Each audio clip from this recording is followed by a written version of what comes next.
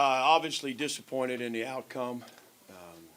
Tremendous effort, I think, by our team, particularly our backup quarterback and a couple of running backs. I thought they stepped up and played their tails off. Unfortunately, we made too many mistakes. We didn't make them earn it, well enough. Tremendous respect for those guys, the game they played, the way they battled back. The game went back and forth in the second half, and we got to have enough to us to make them earn it, drive the field, and then we got to convert in OT right there. So, but we made too many mistakes, too many penalties to beat a good team on the road. We got to be better than that. I got to be better than that. Coaches got to be better. It's a disappointing loss, but I'm proud of the team's effort, particularly Colin and Malachi and Jeremiah Coney. I thought those guys stepped up today. That's football. Questions? With drones in Tooten, how late into the week did you go with them? Did you have knowledge if they'd play or not in this game? What was their situation? Yeah, it was touch and go. Kyron wasn't able to do much all week, and so we prepared as if he wasn't playing, and Bayshaw was a game-time decision. With Kyron, was that something that happened in the Georgia Tech game last week? Yeah, Kyron was going into that game was about 80%. Brent, what did you see in overtime on Sleeves running around the outside? I think you're trying to set it up for go for it on fourth. It seemed like it was just something that just happened. Yeah, I think he took a shot. It looked like maybe a stinger or something like that. I think both turnovers we took a pretty good lick and let the ball loose.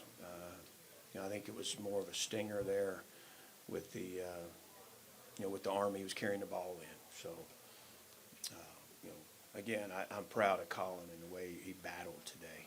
He didn't play perfect, but he made a bunch of good plays with his feet. He fought his tail off, and he made some nice throws. I wanted to ask you about the end of the first half. It seems like there's a possibility for 3 points.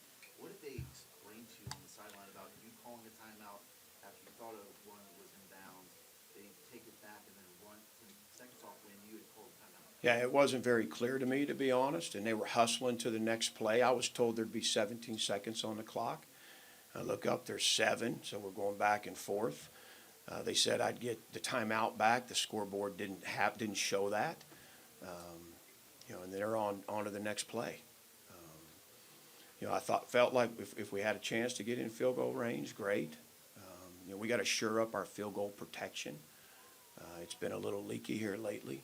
We want more confidence in that. But to me, the communication wasn't very clear. You guys forced 2 turnovers. Defense didn't allow a touchdown in the first half. What kind of unraveled in your mind in the second half?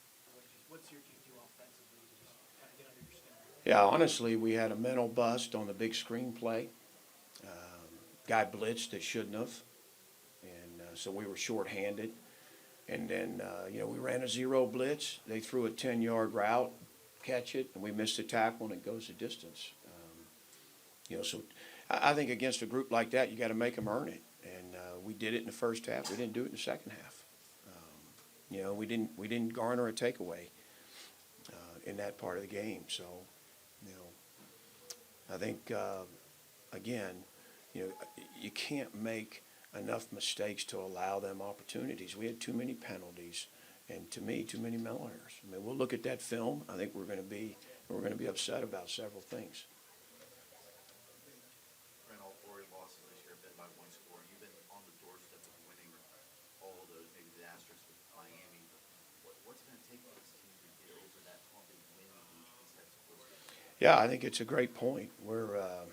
That's kind of where we are. I've got to do better. We've got to play better. The really good teams, that's part of it. You get over the hump. You learn how to win those close games. We got to do a better job there. And when we do, you certainly like your win total a little bit better. I mean, it's not horseshoes. It's not good enough to be close. We got to get over the hump, find ways to win games at the end. Brent, you guys averaged over 5 yards per carry on the ground without Kyron and without Facial today. Why do you think this run game is able to have that type of success without the 2 key pieces to it? Yeah, I think number one, Collins' effort running the ball. I think Malachi's number two, his effort running the ball. Those were hard fought yards by those guys. Wasn't always a big hole, but they got some yards after contact. Both those guys. I thought they were in prevent at the end of the half, and Coney took advantage and had a couple of nice runs into a prevent package. But I thought it was hard fought. I thought the O-line strained, battled. Syracuse has been pretty stingy for the most part on the year. But again, I'm proud of what Colin and Malachi did today. And coming down the stretch as they're driving to tie it up there, what's your mindset in terms of the clock? And you try to let it dwindle down and hope they don't get in the end zone? You try to call timeouts? Yeah, again, I think the situation, because it's going to OT and it's not to win the game, there wasn't a kitten situation necessarily in my mind, but, we had a chance all the way to the end right there. And, you're hoping that we can bow up, get a minus yardage play, and make it really interesting. That's what I was hoping, minus yardage play. You get the ball back with 29 seconds left. I think it was 25. Is the goal overtime at that point with a backup quarterback? Yeah, I think so. Hostile environment, back up. They got momentum.